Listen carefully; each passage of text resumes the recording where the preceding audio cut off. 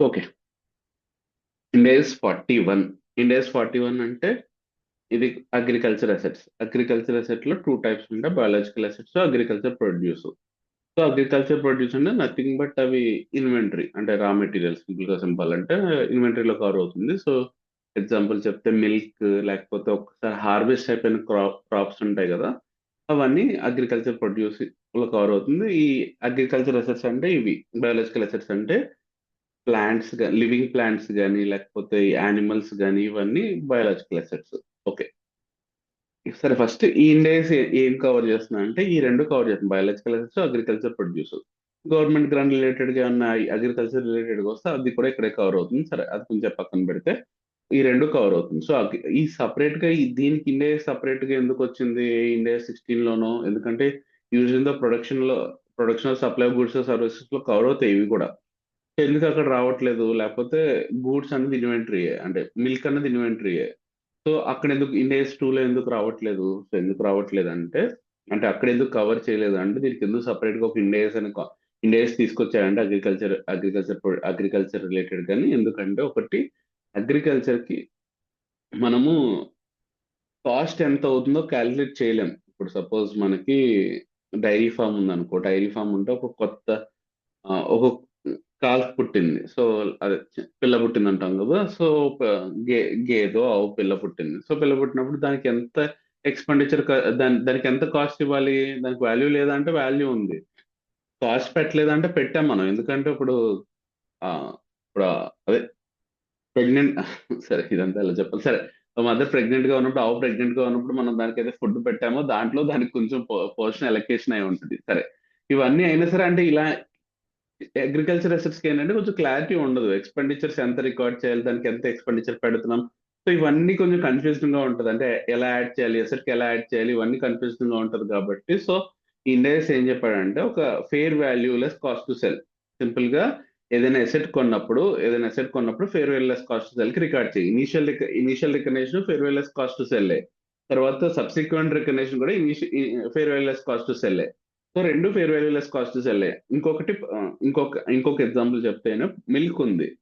So milk first time అంటే production చేసినప్పుడు, so milk కి ఇంత ఖర్చు పెట్టామని చెప్పేసి మనం ఐడెంటిఫై చేయలేం. సో మిల్క్ ఇప్పుడు ఇప్పుడు ఇప్పుడు సపోజ్ దాన్ని దానా అంటాం. యాక్చువల్ దానా కానీ, తౌడు కానీ.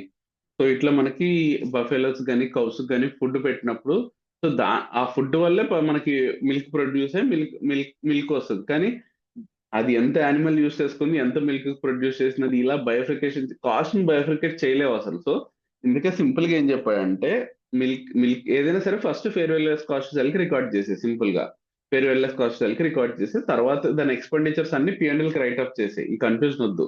క్యాపిటలైజ్ చేయాలా, అది చేయాలి, ఇది చేయాలి, ఏ కన్ఫ్యూజన్ వద్దు.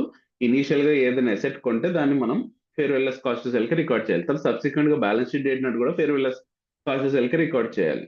So agriculture produce first time వచ్చినప్పుడు ఏం చేస్తాం? మామూలుగా నార్మల్ గా cost or NRV whichever is lower అనే కాన్సెప్ట్ ఇండియస్ నార్మల్ ఇండియస్ 2 అయితే. కానీ ఇక్కడ కాస్ట్ ఉండదు. సో అంటే జీరో అని చెప్పేసి జీరోకి రికార్డ్ చేయలేదు కాబట్టి, సో ఫస్ట్ కూడా ఫేర్ వాల్యూకి రికార్డ్ చేసామని చెప్తున్నాడు. సో అల్టిమేట్ గా అన్ని ఫేర్ వాల్యూస్ కాస్ట్ సెల్ కి రికార్డ్ చేయాలి నార్మల్ గా. సో తర్వాత తర్వాత తర్వాత ఇండియస్ 2 అయిపోతుంది. ఇప్పుడు ఫస్ట్ టైం రికార్డ్ చేసిన ఫేర్ వాల్యూ ఉంటది కదా. మిల్క్ సపోజ్ ఎగ్జాంపుల్ తీసుకుంటే ఫస్ట్ టైం కాస్ట్ ఉండదు.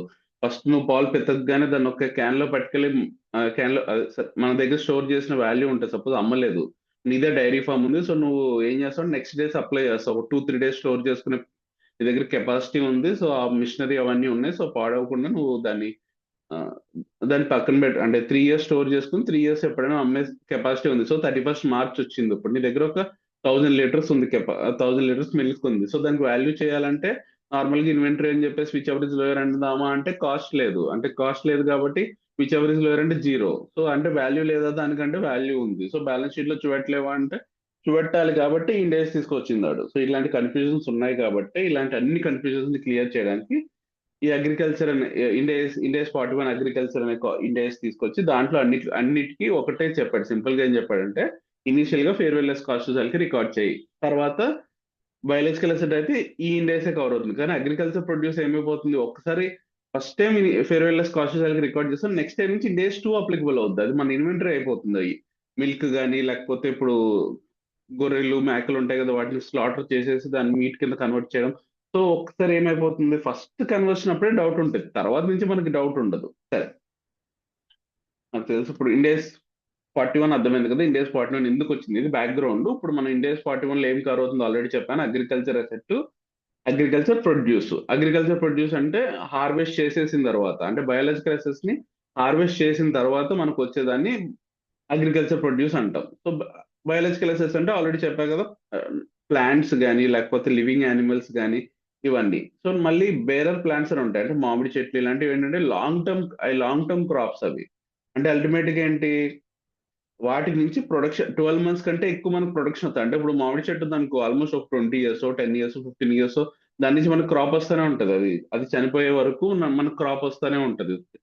అయితే 50 years 60 years 100 years బతికిన చెట్లు కూడా ఉంటాయి కదా. సో ఇలా మోర్ దెన్ 12 months నుంచి మనకి ఏమైనా అగ్రికల్చర్ ప్రొడ్యూస్ జనరేట్ చేస్తే వాటిని బేరర్ ప్లాంట్స్ అంటే అవి ఇక్కడ కవర్ అవ్వవు, అవి ఇండియా 16 లో కవర్ అవుతుంది, ఎందుకంటే వాటి సపరేట్ కాన్సెప్ట్ ఉంది కాబట్టి. సో ఇక్కడ ఏం కవర్ అవుతాయి అంటే లివింగ్ ప్లాంట్స్ అంటే ఏంటి, సింపుల్ గా మనం ఇప్పుడు ప్యాడీ కానీ లేకపోతే రైస్, మన రైస్ కి ప్యాడీ పండిస్తాం కదా, ప్యాడీ పండించే వరకు ఏంటంటే బయాలజికల్ అసెట్ అంటాం. అంటే కట్ చేయనంత సేపు దాంట్లో లివింగ్ ప్లాంట్స్ అంటే దాంట్లో మనకి ప్రాణం ఉంటుంది అని చెప్పేసి, ఆ కట్ చేయనంత వరకు బయాలజికల్ అసెట్స్. ఒకసారి కటింగ్ అయిపోయింది, హార్వెస్ట్ అయిపోయిన తర్వాత అగ్రికల్చర్ ప్రొడ్యూస్ అయిపోతుంది. అలాగే యానిమల్స్ కూడా, గేదెలు ఆవులు అయితే ఓకే, అవి అయితే వాటి మిల్క్ కోసం మనం యూస్ చేస్తాం కాబట్టి అవి ఓకే. నార్మల్ గా షీప్స్ కానీ హెన్స్ కానీ గోడ్స్ కానీ, సారీ, షీప్స్ గోడ్స్ క్యాటిల్ హెన్స్ ఉంటాయి కదా, ఇవన్నీ ఏం చేస్తాం, మామూలుగా స్లాటర్ కోసం మనం పెంచుతూ ఉంటాం నార్మల్ గా. సో అవి స్లాటర్ అయిపోయిన తర్వాత అగ్రికల్చర్ ప్రొడ్యూస్ అవి బతుకున్నంత కాలం లివింగ్ యానిమల్స్ లోకి వస్తాయి. సో దీంట్లో ఏంటంటే అన్ని అగ్రికల్చర్ రిసోర్స్ కవర్ అవుతాయి, ఓన్లీ బేరర్ ప్లాంట్స్ మాత్రం కవర్ అవ్వవు. బేరర్ ప్లాంట్స్ అంటే ఏంటి, వాటి నుంచి మనకి ప్రొడక్షన్ మోర్ దెన్ 12 months వస్తుంది మనకి. It is a living plants which can generate the production of agriculture produce for more than 12 months. So వాటి నుంచి మనకి agriculture produce more than 12 months produce అవుతుంది, దాని బేరర్ ప్లాంట్స్ అన్న అదొక్కటి ఇక్కడ కవర్ అవ్వదు, మిగిలినవన్నీ కవర్ అవుతాయి అగ్రికల్చర్ రిలేటెడ్ గా. సో మళ్ళీ ట్రాక్టర్స్ ల్యాండ్స్ అవన్నీ పీపీఏ, దాంట్లో డౌట్ ఏమి ఉండదు. జస్ట్ ఇక్కడ బయాలజికల్ అసెట్స్ అంటే ప్లస్ అగ్రికల్చర్ ప్రొడ్యూస్ మాత్రమే కవర్ అవుతుంది. ఇంటాంజిబుల్ అసెట్స్ కూడా ఇండియా 38 కవర్ అవుతుంది, ఇక్కడ కవర్ అవ్వదు. సో మిగిలినవన్నీ ఇక్కడ బయాలజికల్ అసెట్స్ అగ్రికల్చర్ ప్రొడ్యూస్ అంటే అర్థమైంది కదా. సో గవర్నమెంట్ గ్రాంట్స్ అకౌంటింగ్ కూడా ఈ ఇండియాస్ రిలేటెడ్ గా ఇక్కడ ఉంటుంది, మనం అది చూద్దాం. సరే, ఫస్ట్ అర్థమైంది కదా. First this India's prescribes accounting for the following items for entity engaged in. అంటే అల్టిమేట్ గా ఈ అకౌంటింగ్ ఈ ఫాలోయింగ్ ఐటమ్స్ ఏంటి, అది biological assets, agriculture produce, government grants on biological assets, ఈ మూడింటి అకౌంటింగ్ రిలేటెడ్ గా ఈ ఇండియాస్ చెప్తుంది. సో అది కూడా నీకు ఆల్రెడీ చెప్పేసాను. సింపుల్ గా ఏం చేస్తుంది ఈ అకౌంటింగ్, ఫస్ట్ టైం రికార్డ్ చేసిన ఫేర్ వాల్యూలెస్ కాస్ట్ సెల్ కి రికార్డ్ చేయాలి, సెకండ్ టైం అంటే సబ్సిక్వెంట్ గా కూడా ఫేర్ వాల్యూలెస్ కాస్ట్ సెల్ కి రికార్డ్ చేయాలి. So fair value less cost cell అంటే ఏంటో చూస్తే నీకు ఆల్మోస్ట్ ఒక 60 to 70% స్టాండర్డ్ అయిపోతుంది. సరే, అకౌంటింగ్ తర్వాత ఇవి అర్థమైంది కదా. ఇవి ఎక్స్క్లూజన్స్ అంటే ట్రాక్టర్స్, ల్యాండ్ ఇవన్నీ ఇండియా 16 కింద వస్తుంది, ఇంటాంజిబుల్ అసెట్ ఏమో ఇండియా 38 కింద వస్తుంది, బేరర్ ప్లాంట్స్ కూడా ఇండియా 16 కింద వస్తుంది, ఇక్కడ రావు అవి. బేరర్ ప్లాంట్స్ అంటే డెఫినేషన్ అర్థమైంది కదా, it means living plants which are used in the production of agriculture produce for more than 12 months. Okay, చెప్పా కదా. అకౌంటింగ్ ఇనీషియల్ రికగ్నిషన్ ఏం చేస్తాము, fair value less cost sell కి రికార్డ్ చేస్తాం, a asset, a agriculture produce అయినా సరే ఇదైనా సరే. సరే, ఫస్ట్ బయాలజికల్ అసెట్ గురించి చెప్తున్నాడు, అది గుర్తుపెట్టుకో, తర్వాత అది చూద్దాంలే. సరే, ఫస్ట్ బయాలజికల్ అసెట్ ఎంతకి రికార్డ్ చేస్తాం, ఫేర్ వాల్యూలెస్ కాస్ట్ సెల్ కి రికార్డ్ చేస్తాం. So fair value less cost cell అంటే ఏంటి, మార్కెట్ ప్రైస్ ఉంటుంది కదా, సెల్లింగ్ ప్రైస్, సింపుల్ గా సెల్లింగ్ ప్రైస్ ఉంటుంది కదా, దాంట్లోంచి మనము ట్రాన్స్పోర్టేషన్ కాస్ట్ తీసేస్తే దాని ఫేర్ వాల్యూ అంటాం. ఫేర్ వాల్యూలెస్ కాస్ట్ సెల్ అంటే ఏంటి, ఇంకా రిమైనింగ్ సెల్లింగ్ ఎక్స్పెండిచర్స్ ఉంటాయి కదా, ఆప్షన్ ఫీజు కానీ సెల్లింగ్ కమిషన్ కానీ, సో ఇలాంటి ఫీజులు అని ఉంటే దాన్ని మనం సెల్లింగ్ ఎక్స్పెండిచర్ అంటాం. ఫేర్ వాల్యూలెస్ సెల్లింగ్ కాస్ట్ అంటే ముందు మార్కెట్ వాల్యూ నుంచి ట్రాన్స్పోర్టేషన్ కాస్ట్ తీస్తేనేమో ఫేర్ వాల్యూ వస్తుంది. ఫేర్ వాల్యూ కాస్ట్ సెల్ అంటే రిమైనింగ్ ఎక్స్పెండిచర్ కూడా సెల్లింగ్ రిలేటెడ్. గుర్తుపెట్టుకో, ఇక్కడ క్వశ్చన్ లో కన్ఫ్యూజ్ అయిపోతావు. ఇక్కడ బయింగ్ రిలేటెడ్ ఎక్స్పెండిచర్ ఉంటుంది, సెల్లింగ్ రిలేటెడ్ ఎక్స్పెండిచర్ ఉంటుంది. అంటే ఇప్పుడు మనం కొన్నప్పుడు కొన్ని ఎక్స్పెండిచర్ ఇంకర్ అవుతాం, అవి కంపల్సరీగా సెల్ చేసినప్పుడు ఇంకర్ అవ్వరు. సపోజ్ ఉంది ఆప్షన్ ఫీజ్ అంటాడు, దాంట్లో బోర్న్ బై ద సెల్లర్ అంటాడు, అవి కన్సిడర్ చేయాలి. అంటే అవి మనం రికార్డ్ చేసినప్పుడు అవి మైనస్ చేయాలి. అదే Born by the buyer only అంటాడు, అప్పుడు మనం కన్సిడర్ చేయకూడదు. Born by the buyer and seller అంటాడు, అప్పుడు మాత్రం కన్సిడర్ చేయాలి. సరే, ఇక్కడ ఏదైనా సరే ఫస్ట్ ఎంట్రీ గుర్తుపెట్టుకో, నీకు తర్వాత నీకు ఒక్కొక్కటి అమౌంట్ ఫిల్ చేస్తే అల్టిమేట్ గా నీకు మిగిలిన వచ్చేస్తాయి. సో ఇక్కడ గెయిన్ ఆర్ లాస్ అనే కాన్సెప్ట్ ఉంటుంది. నార్మల్ గా ఇనీషియల్ రికగ్నిషన్ ఎక్కడ మనం ఇప్పుడు దాకా గెయిన్ ఆర్ లాస్ అన్న కాన్సెప్ట్ రాలేదు, ఎందుకంటే డెబిట్ క్రెడిట్ ఈక్వల్ అయిపోతున్నాయి. మనం ఇప్పుడు దాకా చేసిన ఏ ఇండెక్స్ అయినా, ఇండెక్స్ 16 కానీ 22 సారీ 2 కానీ 38 కానీ 40 కానీ ఏదైనా సరే నార్మల్ ఇనీషియల్ గా రికగ్నైజ్ చేసినప్పుడు మనకి అల్టిమేట్ గా గెయిన్ ఆర్ లాస్ అనే కాన్సెప్ట్ రాదు. ఎందుకంటే డెబిట్ ఇప్పుడు సపోజ్ ఇండెక్స్ 16 అంటే డెబిట్ అసెట్ చేస్తున్నాం, క్రెడిట్ ఏమో బ్యాంక్ చేస్తున్నాం, ఇంకా డిఫరెన్స్ ఉన్నది ప్రొవిజన్ ఫర్ డీకమిషన్ లైబిలిటీ అలాంటిది ఉంటుంది తప్పితే ఇవన్నీ యాడ్ చేస్తే అల్టిమేట్ జీరో డిఫరెన్స్ వస్తుంది, డెబిట్ క్రెడిట్ జీరో వస్తుంది. ఇక్కడ ఎందుకు డిఫరెన్స్ వస్తుంది అంటే ఇక్కడేమో సారీ ఫస్ట్ ఎంట్రీ గుర్తుపెట్టుకో, biological asset account debit to bank account, first ఆ ఎంట్రీ గుర్తుపెట్టుకో. డిఫరెన్స్ ఉన్నది గెయిన్ ఆర్ లాస్, అది గుర్తుపెట్టుకోకర్లేదు, ఫస్ట్ అది గుర్తుపెట్టుకో. Biological asset account debit to bank account. అదే ఇప్పుడు డెబిట్ ఎక్కువ ఉండి క్రెడిట్ తక్కువ ఉంటేనేమో గెయిన్ ఆన్ ఇనిషియల్ రికగ్నిషన్, అదే రివర్స్ ఉంటేనేమో లాస్ ఆన్ ఇనిషియల్ రికగ్నిషన్. ఈ వర్డింగ్ కూడా important, loss on initial recognition అంటే ఫస్ట్ టైం రికార్డ్ చేసినప్పుడు వచ్చిన లాస్, సెకండ్ టైం వచ్చి సబ్సిక్వెంట్ వాల్యుయేషన్ అని చెప్పేసి ఉంటుంది. సరే అది నెక్స్ట్ టైం చూద్దాం. సరే అర్థమైంది కదమ్మా. Biological asset account debit to bank account అంటే బయలాజికల్ అసెట్ డెబిట్ చేస్తున్నాం, టు బ్యాంక్ అకౌంట్ ని క్రెడిట్ చేస్తున్నాం. సో ఇప్పుడు అమౌంట్స్ ఫిల్ చేయాలి ఇక్కడ. సో బ్యాంక్ ఎప్పుడు డౌట్ ఉండదు, బ్యాంక్ ఎంత పే చేస్తాం నార్మల్ గా, ఫస్ట్ కాస్ట్. సో మన ఎంతకైతే అల్టిమేట్ purchase చేసామో అంత కాస్ట్ అంతే చూపించుకుంటాం. సో ఎంతకైతే కొంటామో అది బ్యాంక్ అకౌంట్ లో పే చేస్తాం. అది కాకుండా డైరెక్ట్ బయ్యర్ ఎక్స్పెండిచర్ ఇక్కడ గుర్తుపెట్టుకో. బ్యాంక్ అంటే ఇప్పుడు మనం కొంటున్నాం కాబట్టి కొన్న ప్రైస్ ఎలాగ యాడ్ చేస్తాం, ఎలాగ పే చేయాలి, అది బ్యాంకుకి ఎలాగ అది ఎలాగ తీసుకుంటాం.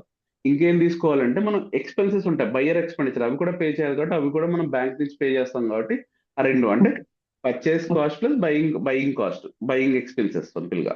సో అది ఇక్కడ బ్యాంక్ లో యాడ్ చేస్తాం. ఇప్పుడు మనం డెబిట్ లో ఏం చేయాలన్నది ఇంపార్టెంట్. అంటే బయాలజికల్ అసెట్ ఎంత రికార్డ్ చేయాలి, ఫేర్ వాల్యూ లెస్ కాస్ట్ చూసాలి.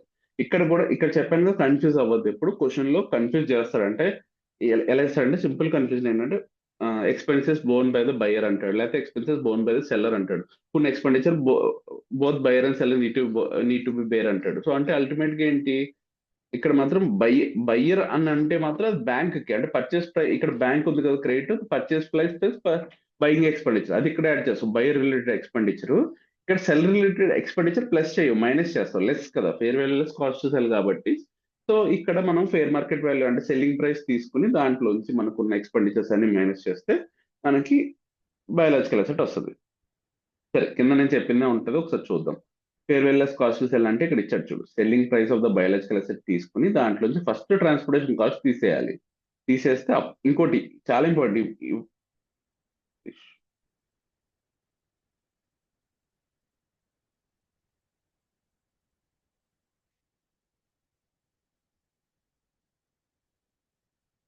కొంచెం సతీష్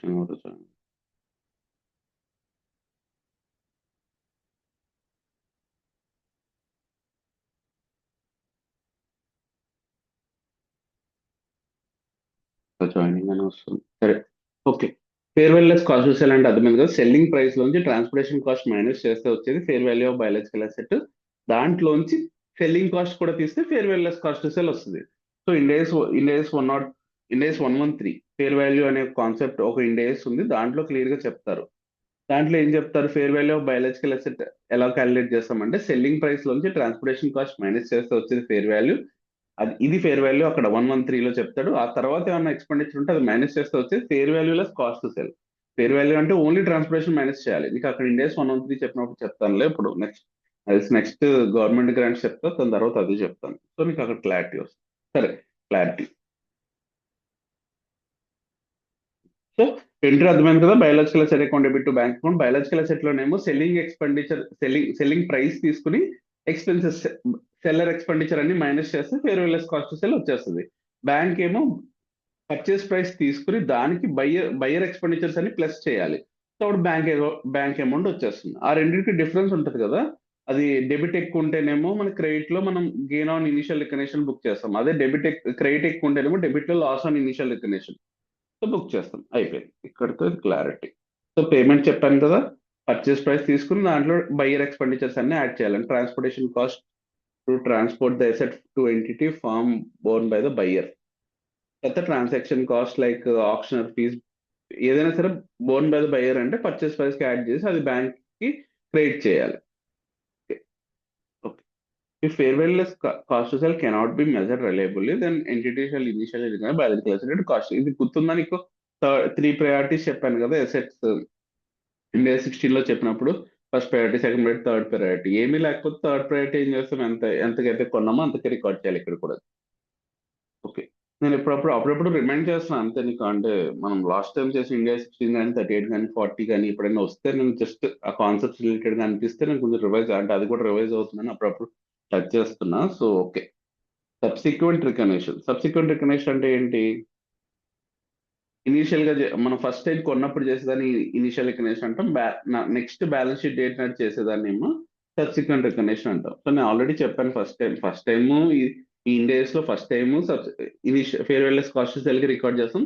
సెకండ్ టైం అంటే సబ్సిక్వెంట్ గా రికార్డ్ చేసినప్పుడు కూడా ఫేర్వెల్ లెస్ కాస్ట్ సెల్ కి రికార్డ్ చేస్తాం. సో ఇక్కడ చూడు, biological asset is remeasured at the new fair value less cost to sell on each balance sheet date. కానీ ఇంపార్టెంట్ ఏంటంటే ఈ fair value less cost to cell మళ్ళీ each balance sheet date నాడు ఇస్తాడు.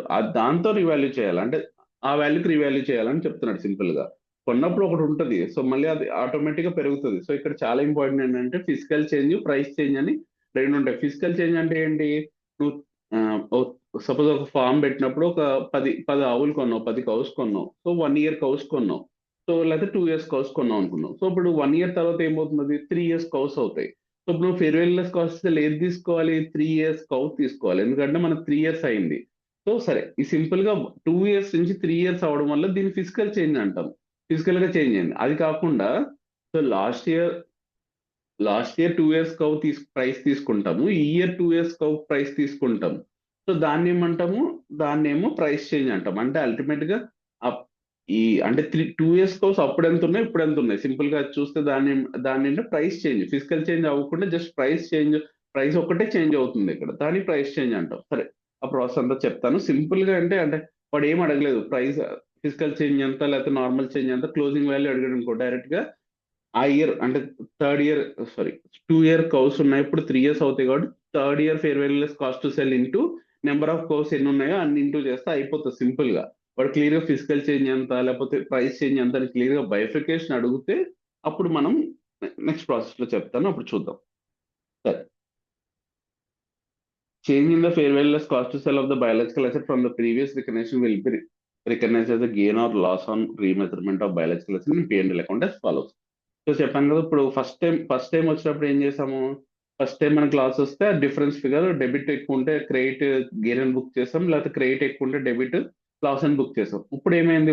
ఇప్పుడు మళ్ళీ రివైజ్ చేస్తున్నాం వాల్యూస్. అంటే బుక్స్ లో ఒక 950 రూపీస్ కి 1000 రూపీస్ కొన్నాము, కానీ 50 రూపీస్ సెల్లింగ్ ఎక్స్పెండిచర్ ఉంది అనుకుందాం. సో 950 రూపీస్ కి రికార్డ్ చేసాం. Biological asset account debit to bank, difference gain or loss book చేసాం. సరే, అల్టిమేట్ గా ఆ రెండు మర్చిపో, బ్యాంక్ ఎలాగ అయిపోతుంది. సో అది వన్ టైమే, తర్వాత ఈ లాస్ కూడా పిఎన్ఎల్కి వెళ్ళిపోతుంది, అది కూడా అయిపోయింది. ఇప్పుడు మనకు కావాల్సింది బయాలజికల్ అసెట్ మళ్ళీ చేంజ్ అవుతుంది, దాని వాల్యూ రీమెజర్ అవుతుంది, ఎందుకంటే fair value less cost to cell concept కాబట్టి.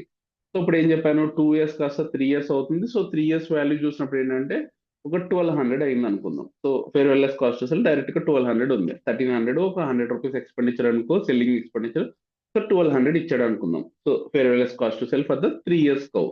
సో ఇప్పుడు దాన్ని ఏం చేస్తాం, 950 ఉంది కాబట్టి 1300 అయింది కాబట్టి, సో ఎంత అయితే ఇప్పుడు 350 రూపీస్ పెరిగి, సారీ 1200 అన్నాను, 250 రూపీస్ పెరిగింది కదా, 250 రూపీస్ కి ఎంట్రీ చేస్తావు. ఏం చేస్తావు, అసెట్ పెరిగింది కాబట్టి biological asset account debit to gain on remeasurement. తర్వాత ఒక డిక్రీజ్ అయితే, అంటే ఫస్ట్ 950 ఉంది, ఇప్పుడు 800 అయింది, 150 తగ్గింది. అప్పుడు ఏం చేస్తావు, loss on remeasurement account debit to biological asset account 150. Okay. Fair value less cost to sell of biological asset changes due to the price change and physical change in the, చెప్పా కదా.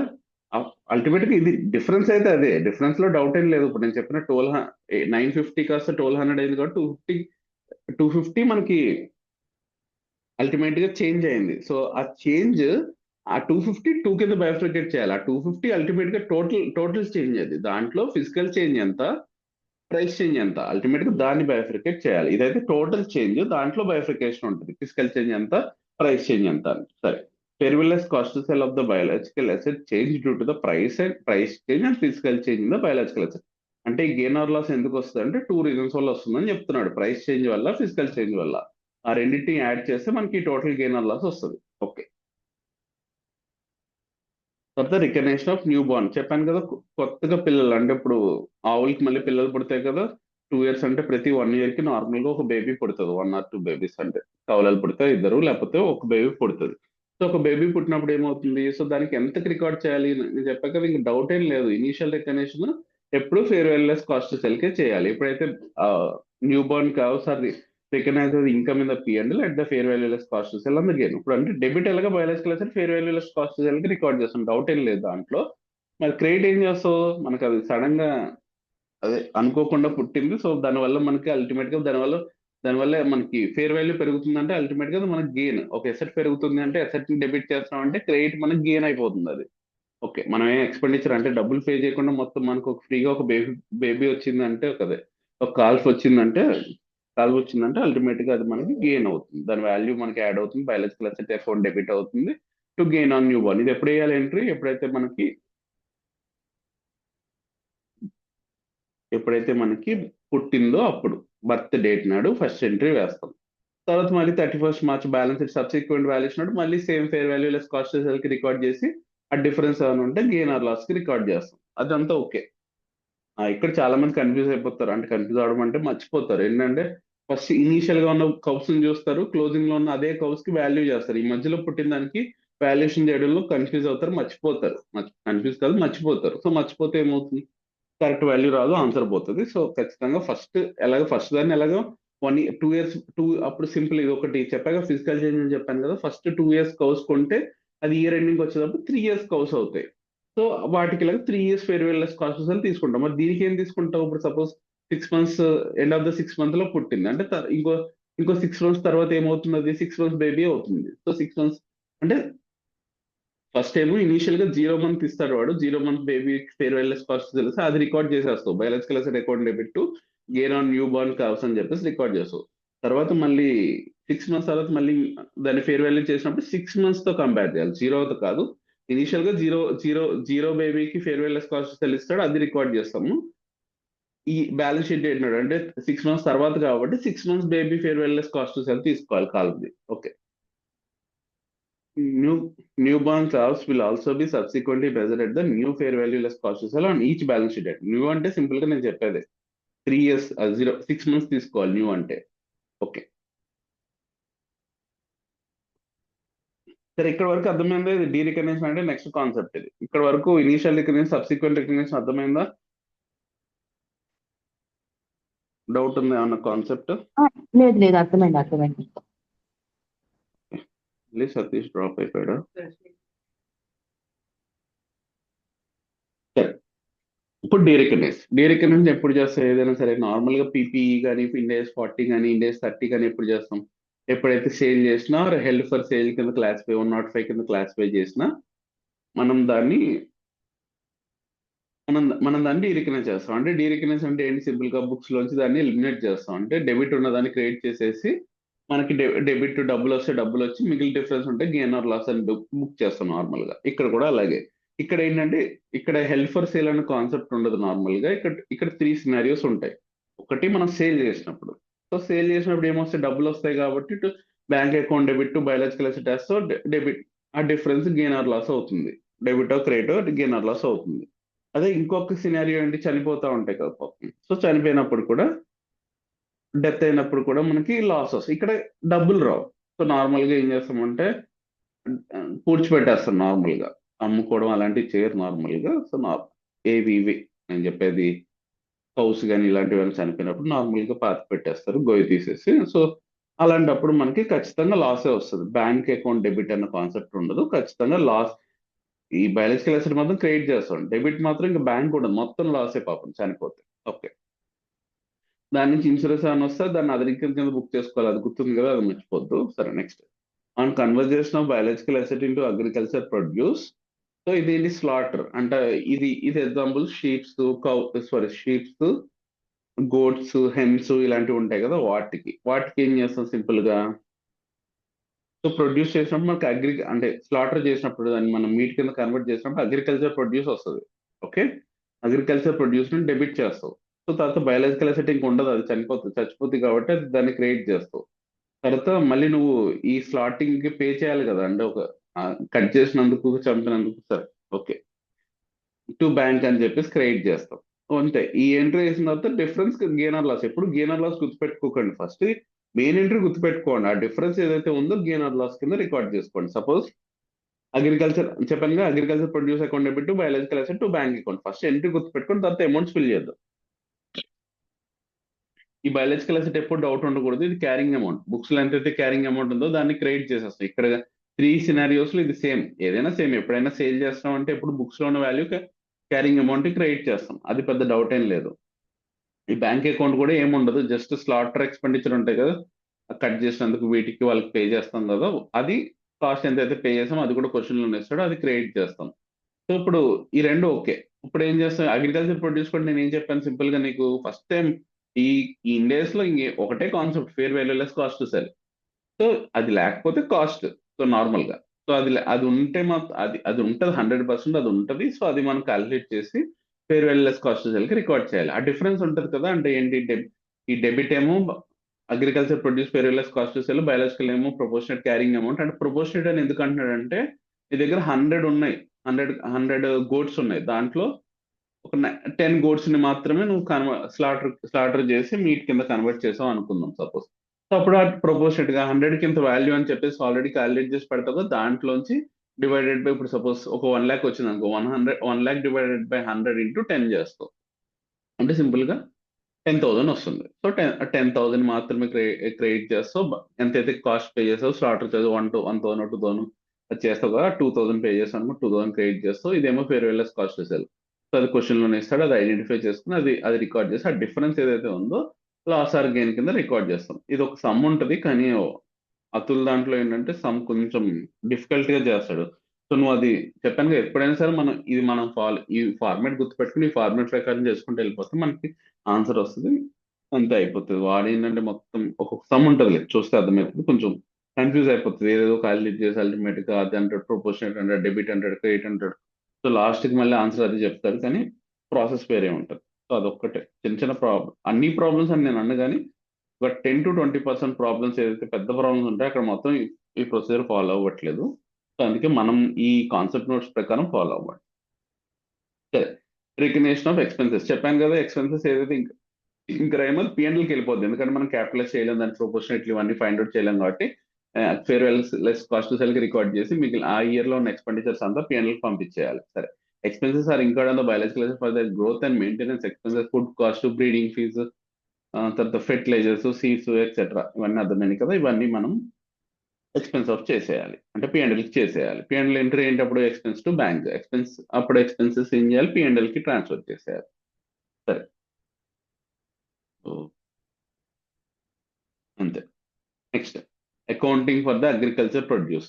Accounting for the agriculture produce చెప్పాను కదా already, fair value less cost sell కి record చేయాలని చెప్పేసి debit agriculture produce అని చెప్పేసి. తర్వాత అది ఫస్ట్ టైం వచ్చింది కాబట్టి మనకు మొత్తం గేనే, ఫస్ట్ టైం వచ్చింది గేనే. So to gain on initial recognition account, simple గా చెప్పాలంటే మనం ఒక 10 ఎన్టీపీసీ షేర్ హోల్డ్ చేస్తాం అనుకో, 10 రూపాయలకి 10 రూపాయలు డివిడెండ్ ఇచ్చాడు అని 100 రూపీస్ మనకి డివిడెండ్ వచ్చింది. 100 రూపీస్ మొత్తం ప్రాఫిటే కదా మనకి. ఓకే, ఆ షేర్స్ కి మనం కాస్ట్ ఉంటుంది కానీ డివిడెండ్ కి కాస్ట్ ఉండదు నార్మల్ గా. సరే, తర్వాత సబ్సిక్వెంట్ రికగ్నిషన్ ఏం చేస్తాము చెప్పాక ఇండేస్ టు ఫాలో అయిపోవాలి సింపుల్ గా. ఎందుకంటే అది అగ్రికల్చర్ ప్రొడ్యూస్ అంటే నథింగ్ బట్ ఇన్వెంటరీ, అది ఫినిష్డ్ కూడా లేకపోతే రా మెటీరియల్, అది నీ బిజినెస్ ని బట్టి ఖచ్చితంగా అది ఇన్వెంటరీ అయితే అవుతుంది. అది ఇన్వెంటరీ అంటే ఏం చెప్పాను నీకు గుర్తుందా, finished goods or working progress or raw materials, దాంట్లో ఏదో డెఫినేషన్ లో కవర్ అవుతుంది కాబట్టి. సో అది ఇండేస్ 2 కింద నెక్స్ట్ టైం నుంచి, అంటే నెక్స్ట్ టైం అప్పుడు కాస్ట్ ఏమవుతుంది, ఈ ఫస్ట్ టైం రికార్డ్ చేసావు కదా అదే కాస్ట్ అవుతుంది. అంటే agriculture produce to gain on initial connection చేసావు కదా, ఇది కాస్ట్ అవుతుంది. ఆ రోజున ఫెయిర్ వాల్యూలెస్, సారీ, ఆ రోజున ఎన్ఆర్వి క్యాలిక్యులేట్ చేసి విచ్ ఎవరేజ్ లో రికార్డ్ చేస్తావు సబ్సిక్వెంట్ గా. ఫస్ట్ టైం మాత్రం డౌట్ ఏం లేదు, fair valueless cost cell simple. Okay, ఇది అయిపోయింది. గవర్నమెంట్ గ్రాంట్స్ అంటే ఏం లేదు, ఆల్రెడీ నాకు తెలిసి మనం చూడలేదు. సరే, ఆ ఇండెక్స్ లో ఈ ఇండెక్స్ ఏముంటది. So unconditional grant. సో మనం కొన్నిసార్లు ఏం చేస్తారంటే బిజినెస్ అంటే కొన్ని ఏరియాస్ అనే కాదు, ఇప్పుడు మనకి గవర్నమెంట్ సపోర్ట్ చేస్తా ఉంటే అగ్రికల్చర్ సపోర్ట్ చేసినందుకు ఫార్మ్స్ లాంటివి పెట్టుకున్నాడు. ఈ ఈ అగ్రికల్చర్ ఫార్మ్స్ పెట్టుకున్నందుకు ఏంటంటే ఒక 10 lakhs పెట్టుకున్నందుకు ఇస్తున్నాయి అంతే. నువ్వు ఇన్కార్పొరేట్ చేయగానే నీకు అది వితౌట్ ఎనీ కండిషన్ ఇచ్చేస్తున్నారు. సో లేకపోతే పెట్టుకోమని 10 lakhs ఇచ్చేస్తున్నారు, ఏ కండిషన్స్ లేవు. సో అప్పుడు మనకి ఇంకా ఏ కండిషన్స్ లేవు కాబట్టి మొత్తం ఇన్కమే మనకి పిఎన్ఎల్ లో రికార్డ్ చేసేస్తావు, డౌట్ లేదు దాంట్లో. కాకపోతే కండిషనల్ అయితేనే మనం చెక్ చేసుకోవాలి, 2 కండిషన్స్ ఉంటాయి. గ్రాంట్ ఇస్ ఫుల్లీ రిఫండబుల్ అంటే సింపుల్ గా ఏంటంటే ఇది కొంచెం టెక్నికల్, అంటే మనం అర్థం చేసుకుంటే క్వశ్చన్స్ లో కొంచెం క్వశ్చన్స్ లో నాకు తెలిసి ఇంక్లూడ్ చేసి ఉంటాడు, ఫస్ట్ లో సరిగ్గా ఇంక్లూడ్ చేయలేదు. దీంట్లో ఏంటంటే కన్ఫ్యూజ్ చేస్తారు. ఏం లేదు, సింపుల్ గా చెప్తున్నా. గ్రాంట్ కండిషన్ అయినప్పుడు అది కంప్లీట్ గా రిఫండబుల్. అంటే ఏంటి, నువ్వు సపోజ్ 3 years నడపాలి, 3 years నడపలేదు అనుకో మొత్తం రిఫండ్ ఇచ్చేయాలి ఎంత తీసుకున్నావు అంత. నో సో ఏమైంది? ఒక అబ్బాయి జాయిన్ అవుతా అన్నాడు, లింక్ షేర్ చేశాను సార్. ఓ ఇప్పుడు అవుతాడేమో, ఒకసారి తర్వాత చూడు. ఓకే, మీ ఫ్రెండా? ఎస్. ఓకే ఓకే, సరే వస్తుంది అనిపిస్తుంది, చేస్తారు. Okay okay thank you. సరే, government grants on the biological asset. Okay, సరే ఇది అర్థమైంది కదా. ఫస్ట్ అన్కండిషనల్ అంటే అర్థమైంది కదా, కండిషన్స్ ఏం లేవు, పెట్టినందుకు ఇచ్చాడు అంతే. నువ్వు అక్కడ ఒకటి ఫామ్ యాక్సెప్ట్ చేసినందుకు నీకు ఒక 10,000 20,000 1 lakh 2 lakhs ఎంతో ఇచ్చాడు. సో దానికి ఏ కండిషన్ పెట్టలేదు గవర్నమెంట్. సో డైరెక్ట్ గా నువ్వు రికార్డ్ చేసేసుకుంటున్నావు, అది ఇన్కమ్ కింద రికార్డ్ చేసుకుంటావు. ఎంట్రీ ఏంటి, గ్రాంట్ రిసీవబుల్, డబ్బులు వస్తేమో bank account debit to grant income account అని చెప్పేసి క్రెడిట్ చేస్తావు. ఒకవేళ డబ్బులు రాలేదనుకో రిసీవబుల్. కానీ ఇక్కడ ఏంటంటే మనకి గవర్నమెంట్ గ్రాంట్ చెప్పినప్పుడు చెప్తాను, మనకి డబ్బులు రావక్కర్లేదు. మనం ఎప్పుడైతే ఆ క్రైటీరియా మెట్ అవుతామో అప్పుడు మనకి కంపల్సరీ వస్తాయి అనుకున్నప్పుడు మనం రికార్డ్ చేయాలి దాన్ని. సో అప్పుడు ఏంటి, ఎంట్రీ ఏంటి, డబ్బులు వస్తేనే bank account debit to grant receivable. అదే డబ్బులు రాలేదు అప్పుడు ఎంట్రీ ఏంటి, grant receivable account debit to grant income account. So ఇది అయిపోయింది. సో నెక్స్ట్ కండిషనల్ అయితేనే ప్రాబ్లం. కండిషనల్ అయితే 2 కండిషన్స్ చెక్ చేసుకోవాలి. ఒకటి ఇది fully refundable in case of failure to meet the condition. Condition ఏంటంటే 3 years మనం ఫామ్ రన్ చేయాలనుకుందాం example. So 3 years farm run చేయాలి, నువ్వు రన్ చేయలేకపోయి అంటే suppose second year 2 year 9 months లోనో ఫామ్ తీసేసావు అనుకో మొత్తం రిఫండ్ ఇచ్చేయాలి. ఎంతైతే గ్రాంట్ ఇచ్చో 2 lakhs 3 lakhs ఎంతైతే ఇస్తాడో అది మొత్తం రిఫండ్ ఇచ్చేయాలి. సో అప్పుడు ఏం చేయాలి, సింపుల్ గా మనం దాన్ని లైబిలిటీ కింద చూపెట్టాలి. డబ్బులు వచ్చినా రాపోయినా మనం దాన్ని గ్రాండ్ డబ్బులు వచ్చినా రాపోయినా మనం దాన్ని అన్ఎర్న్డ్ ఇన్కమ్ కింద చూపెడతాం. సింపుల్ గా ఏంటంటే ఇప్పుడు సపోజ్ డబ్బులు వచ్చినాయి అనుకో, bank account debit to unearned income అని చెప్పేసి అన్ఎర్న్డ్ గ్రాంట్ అని చెప్పేసి చూపెడతాం మనం. సింపుల్ గా అంటే గ్రాంట్ వచ్చింది, కాకపోతే అది మనం ఇంకా ఎర్న్ చేయలేదు ఎందుకంటే ఆ కండిషన్ మెట్ అవ్వలేదు మనం. సో అలా రికార్డ్ చేసి అల్టిమేట్ గా ఎప్పుడైతే 3 years కంప్లీట్ అవుతుందో ఆ కండిషన్స్ ఎప్పుడైతే ఫుల్ఫిల్ అవుతామో అప్పుడు దాన్ని ఇన్కమ్ కింద రికార్డ్ చేస్తాం. కానీ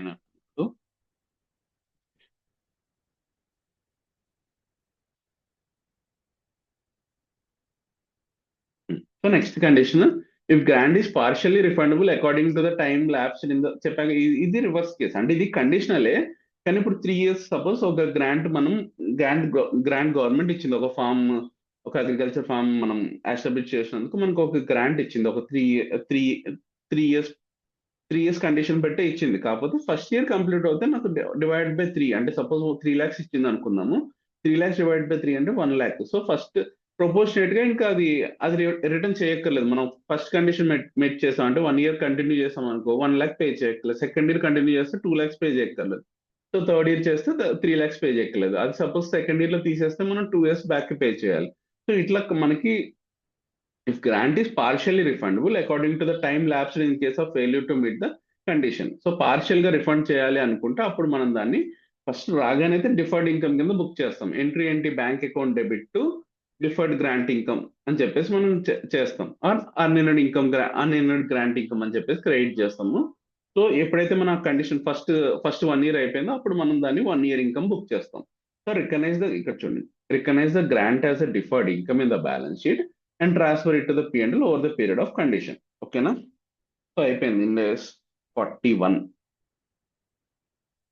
ఓకే, అండ్ డౌట్ ఉంది ఇనిషియల్ రికగ్నిషన్ లో కానీ సబ్సిక్వెంట్ రికగ్నిషన్ లో కానీ అగ్రికల్చర్ ప్రొడ్యూస్ లో కానీ derecognition of biological asset లో కానీ లాస్ట్ లో అదే ఫుల్లీ రిఫండబుల్ పార్షియల్ రిఫండబుల్ దగ్గర ఫుల్లీ రిఫండబుల్ అయితే అన్ని కండిషన్స్ మెట్ అయ్యాక P&L లో వేయాలి అంతే కదా? కరెక్ట్ అంతే. ఫుల్లీ రిఫండబుల్ అయితే ఏంటంటే వచ్చిన వెంటనే first bank account debit to unearned grant income అని చెప్పి క్రెడిట్ చేసి బ్యాలెన్స్ షీట్ లో అది చూపెడతాం మనం. అల్టిమేట్ గా ఎప్పుడైతే మనం ఆ కండిషన్స్ మెట్ చేస్తాం ఫుల్ గా అప్పుడు మాత్రమే రికార్డ్ చేస్తాం.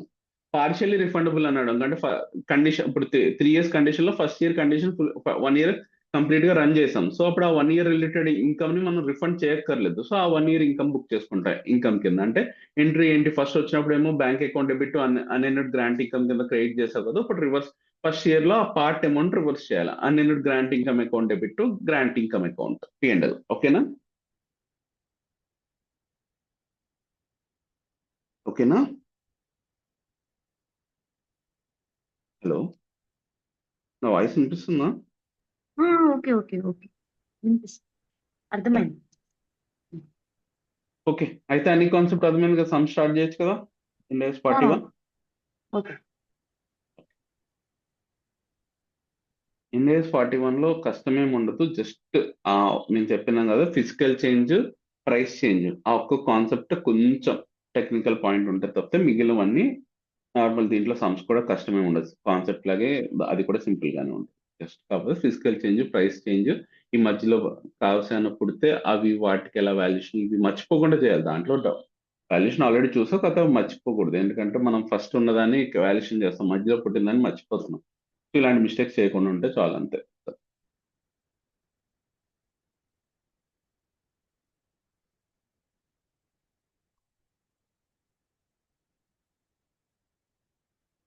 ఇప్పుడు ఎవరో జాయిన్ అయ్యారన్నా మర్చిపోయాను. నీ పేరేంటి? ఏదో నెంబర్ వచ్చినట్టుంది.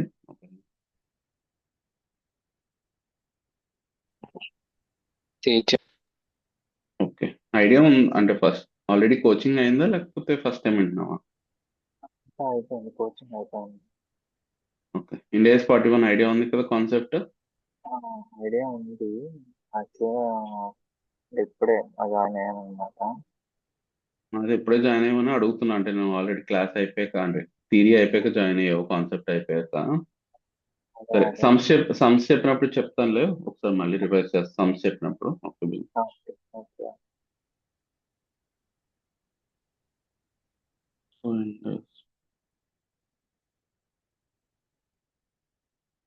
21.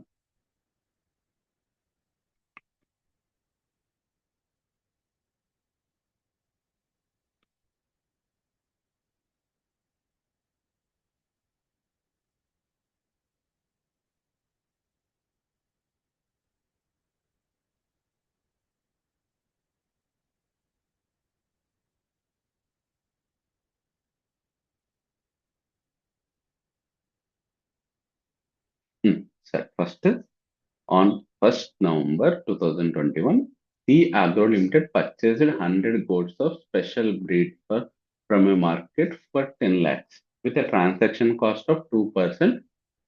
Okay, goats fair value decreased from 10 lakhs to 9 lakhs, and that was subsequent valuation. Sir, determine the fair value on the date of purchase and on financial year 31st March 2022 under the both cases. Sorry. Okay. So ultimate గా 1st November లో కొన్నాడు, both cases. First method ఏంటంటే, అది first scenario ఏంటంటే, the transaction cost are borne by the seller. So చెప్పాను కదా, seller అంటే ఏం చేయమని ఫస్ట్ ఎంట్రీ రాసుకోండి. ఫస్ట్ ఏదైనా సరే కొత్తగా జాయిన్ అయ్యగా నీకు ఒకసారి చెప్తున్నా చూడు.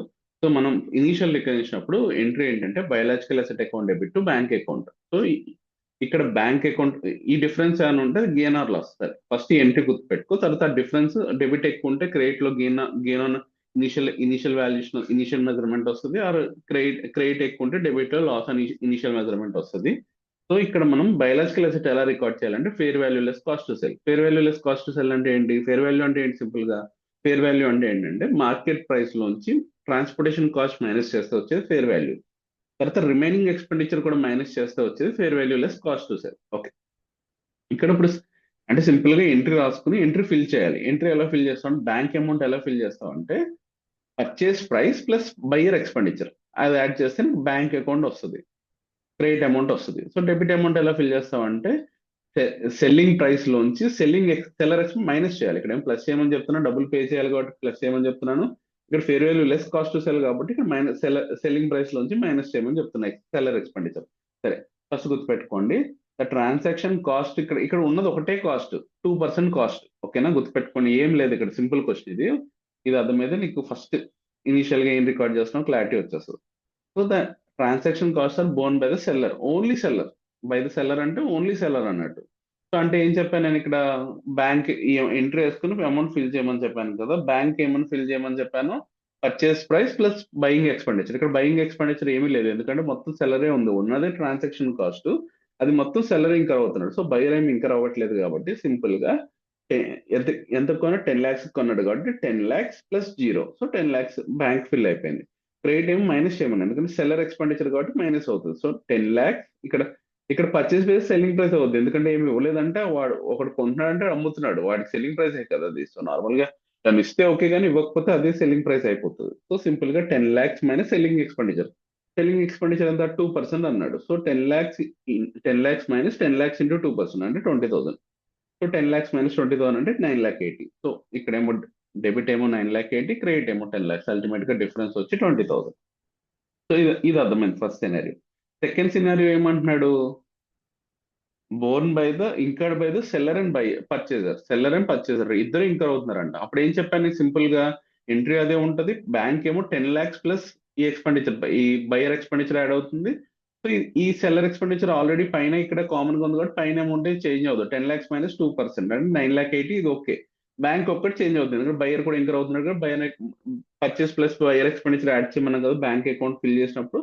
So 10 lakhs plus 2% of 10 lakhs అంటే 20,000. సో 10,20,000 9,80,000 ఫిల్ చేసుకున్న డిఫరెన్స్ ఉంది కదా. ఇప్పుడు క్రెడిట్ ఎక్కువ ఉంది కాబట్టి డెబిట్ లో loss on purchase of biological asset or initial loss on initial measurement ఏదైనా వాడచ్చు. సో అల్టిమేట్ గా 40,000 డిఫరెన్స్. ఓకే, ఇప్పుడు ఏమంటున్నాడు, also positive both the సినారీస్ of both the cases. సరే, ఇప్పుడు ఇది అయిపోయింది. ఇనీషియల్ రికగ్నిషన్ కూడా అయిపోయింది. ఇప్పుడు మనకి సబ్సిక్వెంట్ గా ఏమైందంటే fair value less cost to cell 9 lakhs అయింది. సో 9 lakhs అయింది. ట్రాన్సాక్షన్ కాస్ట్ కామన్, వాడు చెప్పినా చెప్పకపోయినా అది అలాగే ఉంటది. వాడు ఇవ్వలేదని చెప్పేసి మళ్ళీ మనం ఇనీషియల్ మెజర్మెంట్ కి 2% తీసుకుని తర్వాత తీసుకుంటా అంటే కుదరదు. సో అల్టిమేట్ గా 2% రెండింటికి ఉంటుంది. వాడు చెప్పకపోతే, క్లియర్ గా చెప్తే ఏంటి, బయింగ్ అప్పుడే ఉంటుంది, సెల్లింగ్ అంటే అప్పుడు ఉంది, 31st March ఏం లేదు, ట్రాన్సాక్షన్ కాస్ట్ ఏమి ఉండదు అంటే అప్పుడు మాత్రం తీసుకోకూడదు. కానీ లేకపోతే వాడు ఒకసారి ట్రాన్సాక్షన్ కాస్ట్ అంటే మళ్ళీ 31st March కూడా ఉన్నట్టు ఎగ్జామ్షన్ తీసుకుని చేయాలి. సరే, ఇప్పుడు ఏంటి అంటే ఇది ఇక్కడ క్యాష్ బ్యాంక్ లో ఏమి ఉండవు, ఎందుకంటే ఆల్రెడీ ట్రాన్సాక్షన్ అయిపోయి జస్ట్ రీమెజర్మెంట్ బయాలజికల్ అసెట్ ని డెబిట్ ఆర్ క్రెడిట్ చేసి ఆ డిఫరెన్స్ గెయిన్ ఆర్ లాస్ వస్తుంది అంతే. బయాలజికల్ అసెట్ చేంజ్ అవుతుంది. ఇప్పుడు వాల్యూ, ఆ వాల్యూ చేంజ్ పెరిగితే ఆ వాల్యూ చేంజ్ అయ్యే వాల్యూ పెరిగింది అనుకో, అంటే బయాలజికల్ అసెట్ పెరిగింది అనుకో మనకు వచ్చేది గెయిన్, అదే రివర్స్ అయింది బయాలజికల్ అసెట్ తగ్గింది అనుకో వచ్చేది లాస్. అంతే, సింపుల్ కాన్సెప్ట్, ఎక్కువ గుర్తుపెట్టుకోవద్దు, నేను చెప్పింది గుర్తుపెట్టుకోండి. సో 9 lakhs అయిందంట. సో 9 lakhs డైరెక్ట్ గా ఇది సెల్లింగ్ ప్రైస్. 9 lakhs 10 lakhs కాస్త 9 lakhs అయింది అంటే ఈ 2% సేమ్ ఉన్నట్టే. సో అల్టిమేట్ గా fair value less cost to cell అంత 9 lakhs into 9 lakhs minus 2%. So 9 lakhs into 2% 9 lakhs into 2% అంటే 18,000 వస్తుంది. 9 lakhs మైనస్ 18,000 అంటే 8,88,000, సారీ 8,82,000 వస్తుంది. క్యాలిక్యులేటర్ తీసుకోండి, దగ్గర పెట్టుకోండి. 8,82,000 వస్తుంది. ఓకే, ఇప్పుడు ఎక్సెల్ కనిపిస్తుంది కదా. 9 lakhs, సతీష్ ఎవరు వస్తాడు, జాయిన్ అవుతున్నాడు, మళ్ళీ ఎగ్జిట్ అవుతుంది. 9 lakh ఇంటూ 98%, 8,82,000 అయితే fair value on the date of fair value less cost to sell, fair value కదా, fair value less cost to sell on 31st March 2022. Okay, 2022 అన్న 2 అన్న ఏదన్నా ఒకటే. సరే, ఇక్కడ ఇనీషియల్ గా fair value less cost to cell ఎంత record చేస్తాం, fair value less cost to cell is equal to 10,80,000. గుర్తుంది కదా ఇందా ఫస్ట్ చెప్పింది. సో ఇప్పుడు అల్టిమేట్ కి డిఫరెన్స్ ఉంది కదా 98,000 మనకి అల్టిమేట్ గా తగ్గింది వాల్యూ. సో ఫస్ట్ ఏమో 9,80,000, తర్వాత ఏమో 8,82,000 అంటే అల్టిమేట్ గా 98,000 డిక్రీజ్ అయింది.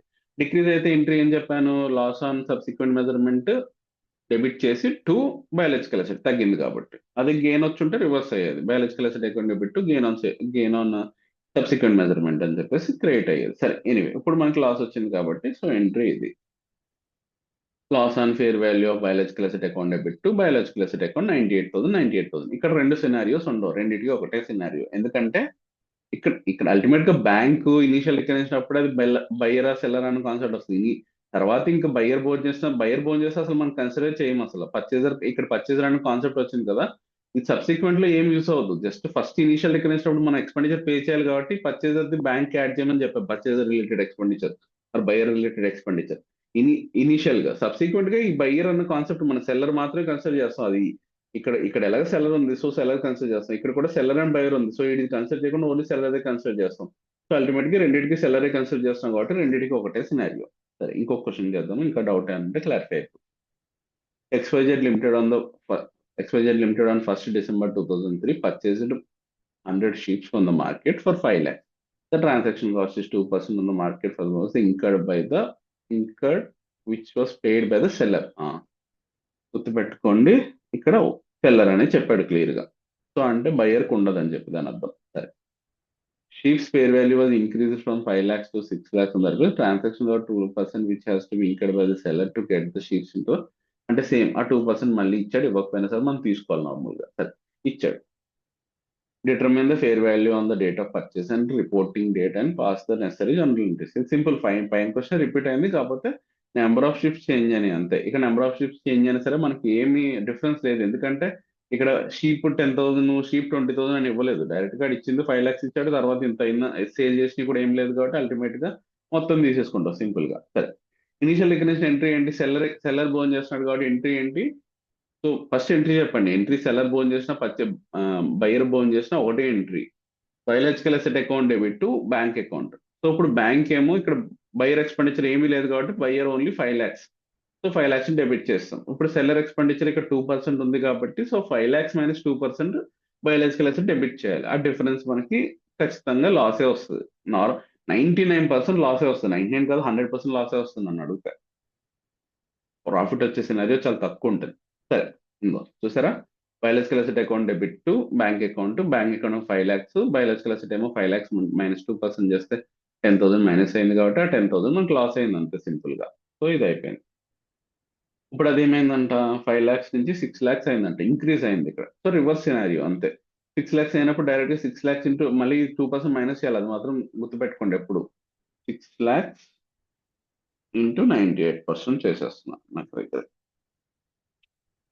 5,88,000. సో మనం ఇనిషియల్ రికార్డ్ చేసిందేమో 4,90,000. ఎంత ఇంక్రీజ్ అయింది? సింపుల్ గా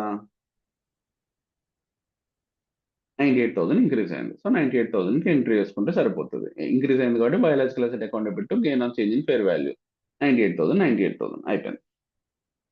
సో ఇక్కడ బ్రాకెట్ లో P&L అని పెట్టండి, వాడు ఇవ్వలేదు కానీ బ్రాకెట్ లో P&L అని మెన్షన్ చేయండి బెటర్, లేకపోతే మళ్ళీ ఇంకొక ఎంట్రీ వేయాల్సి వస్తుంది. Okay, third question. Entity a purchase cattle on the auction అంటే ఏదో ఆప్షన్ ఫీజు లేదా ఏదో ఒకటి ఉంటాయి. Okay, on 13 June 2001 purchase price at 30 June 1 lakh ఇచ్చాడు. Cost of transportation the cattle back to the farms entities 1,000. Okay, 31st March ఏమో 1,10,000. సరే, cost of transportation the cattle back to the entities farm అంటే ఏంటిది మీకు అర్థమవుతుందా? Back to the entities form అంటున్నాడు అంటే buyer expenditure ఇది. The company would have to incur similar transportation cost if it sell to the cattle auction in addition to the optional fee of 2%. అంటే simple గా ఏమంటున్నాడు, ఇది buyer కాస్టే, దాంట్లో doubt ఏం లేదు. ఎందుకంటే ఇక్కడ ఏమంటున్నాడు, cattle back to the entities farm అంటే అది మరి ఇప్పుడు కొన్న తర్వాత ఫామ్ కి తీసుకురావాలి కదా మన ఫామ్ కి. సో తీసుకురావడానికి అయ్యే కాస్ట్ 1,000 అంటే బయ్యర్ కాస్ట్ ఇది. సేమ్ అదే కాస్ట్ వీడికి కూడా ఉంటుంది, ఎందుకంటే ఈడు ఫామ్ కి తీసుకురావాలి కదా సెల్లర్. సో వీడికి కూడా 1,000 సేమ్ ఉంటుంది అని చెప్తున్నాడు. సో ఈ 1,000 ఏంటి, సింపుల్ గా బయ్యర్ అండ్ సెల్లర్ ఇద్దరికి ఇక్కడ రాసేసుకోవాలి. యాక్చువల్ గా నాకు కుదరట్లేదు కానీ ఈ PDF కాబట్టి, లేకపోతే నేను ప్రాబ్లమ్ సాల్వ్ చేసినప్పుడు ఎప్పుడు ఆ పాయింట్ ఏంటో ఇక్కడ రాసేసుకుంటా దాని సమ్మరీ. సో ఇక్కడ మీరు బ్రాకెట్ పెట్టేసుకుని బయ్యర్ అండ్ సెల్లర్ అనే పాయింట్ పెట్టేసుకోండి. సరే, if it will to cell the cattle at auction in addition to the auctioneer fees of 2% of selling price. The auctioneer charges 2% of selling price from the both buyer and seller. Okay. If it were to sell the cattle in auction in addition to the auctioneer fees, అంటే auctioneer fees కాకుండా ఇంకో 2% incur అవ్వాలంట.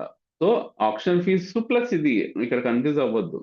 ఇక్కడ optional fee మళ్ళీ ఇక్కడ optional fee రెండు ఒకటే అనుకోవద్దు. ఇక్కడ ఏమంటాడు, in addition to the optional fee అంటే ఆప్షన్ ఫీజ్ కాకుండా ఇంకో 2% ఇంకర్ అవ్వాలంటే ఆప్షన్ ఫీజ్ 2% అంటే మొత్తం 4% ఇంకర్ అవ్వాలి. So okay, the company have to incur అంటే ఇదేమో సెల్లర్ ఎక్స్పెండిచర్. సింపుల్ గా చెప్పాలంటే 1,000 సెల్లర్ ఎక్స్పెండిచర్, ఈ 2% ఆప్షనల్ ఫీజ్ కూడా సెల్లర్ ఎక్స్పెండిచర్. ఇది కాకుండా auction fee buyer and seller రెండు ఎక్స్పెండిచర్. సింపుల్ గా సరే మీకు ఇక్కడ ఎంట్రీ వేసుకున్న తర్వాత ఫిల్ చేయండి, ఈజీగా ఉంటుంది, నేను చెప్తా. సో ఫస్ట్ ఎంట్రీ ఏంటి, biological asset account debit to bank account. Biological asset సరే పక్కన పెట్టి ఫస్ట్ బ్యాంక్ ఫిల్ చేసేయండి, సింపుల్ గా ఉంటుంది. బ్యాంక్ ఏంటి, సింపుల్ గా 1 lakh ప్లస్ పర్చేస్ ప్రైస్ ఇది plus expenditure. So first transportation cost ఉంది కాబట్టి అది యాడ్ చేసుకోండి. తర్వాత 2% ఆప్షనల్ ఫీజు బయ్యర్ కూడా బేర్ చేయాలి కాబట్టి 2% కూడా యాడ్ చేయాలి. అంటే 1 lakh ఇంటూ 2% అంటే 2000. సో ప్లస్ 1000 3000 1,03,000 యాడ్ చేయాలి సింపుల్ గా. ఫస్ట్ ఎంట్రీ వేయలేదు ఇక్కడ. సో ఎంట్రీ ఫిల్ చేసుకోండి first. So amount at which by Satish ఎవరు? సరే ఫస్ట్ అర్థమైంది కదా. ఎంట్రీ అది బయాలజికల్ అసెట్ అకౌంట్ పెట్టు bank account 1 lakh plus 1000 plus 2% option 1,03,000. చెప్పండి ఎవరు? అంజనా గారు పర్సనల్ గా మెసేజ్ చేస్తున్నారండి వాళ్ళు, చెప్పండి కొంచెం. తప్పది. ఎవరు? ఏంటి సార్? ఏదో పర్సనల్ గా మెసేజ్ చేస్తున్నారని చెప్పారు అంటున్నారు, అర్థం కాదు.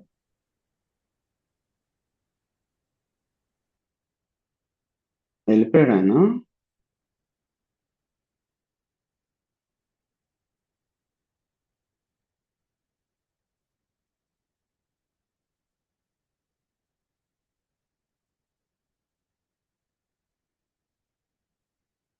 ఎవరు? సతీషా?